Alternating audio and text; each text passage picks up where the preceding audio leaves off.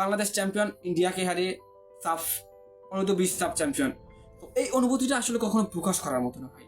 Bangladesh champion, দক্ষিণ এশিয়ার সেরা দল বাংলাদেশ, সাউথ এশিয়ার সেরা দল টিম বাংলাদেশ, তাও আবার ফাইনাল ম্যাচে ইন্ডিয়ার মতো একটা দলকে হারিয়ে যখন আপনি ট্রফি জিতবেন, তখন আপনার ভিতর আপনার আনন্দটা এমনিতে আসলে দ্বিগুণ হয়ে যাবে। রোনাল্ড সুলিমানকে নিয়ে কথাই বলতেই হবে। আসলেন বাংলাদেশের হয়ে প্রথমবারের মতো খেলতে আসলেন, প্রথম ম্যাচেই 2টা গোল করেছে, সেকেন্ড ম্যাচে অ্যাসিস্ট করেছে এবং ফাইনাল ম্যাচে একটা গোল করেছে। এবং রোনাল্ড সুলিমান আজকে ম্যাচের ভিতরে গোল করতে পারতো, বাট ওইখানে অনেকগুলা গোল মিস হয়েছে। ভাই এই যে ডেকলান সুলিমান, রোনাল্ড সুলিমান, ইব্রাহিম নিয়াজরা বাংলাদেশে আসলো, বাট ডেকলান সুলিমানকে কিন্তু এরকম একটা সম্মান করা হয়নি। ডেকলানকে আজকে মাঠে নামাইতে হয়েছে, প্রায় সম্ভবত মনে হয় 20 মিনিটের মতো খেলছে।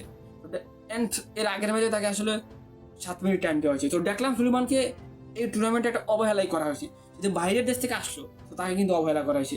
ওভারঅল আজকে ম্যাচটা বাংলাদেশ চ্যাম্পিয়ন, দিন শেষে সব কিছু বাদ দিয়ে বাংলাদেশ সাউথ এশিয়ার সেরা দল, বাংলাদেশ অনূর্ধ্ব-20 দল।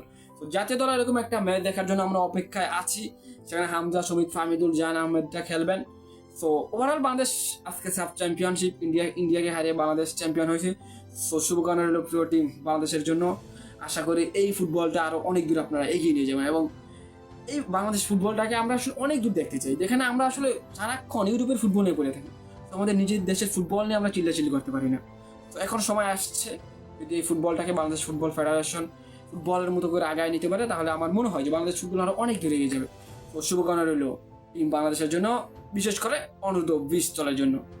এখন আপনার বাসায় থেকে, মানে আপনার পাশের দেশের থেকে আপনি টিভি বাংলার আওয়াজ শুনতে পারেন, তো ওগুলো আসলে শুনতেই পারেন, ঠিক আছে? কারণ এখন অবস্থা কিন্তু ভালো না ভাই, ইন্ডিয়াকে হারিয়ে বাংলাদেশ চ্যাম্পিয়ন, অনূর্ধ্ব-20 সাব চ্যাম্পিয়নশিপ। তো আজ বাংলাদেশের ম্যাচটা আজকে অনেকটাই উপভোগ করলাম, বাংলাদেশ এই লেভেলের ফুটবল খেলবে।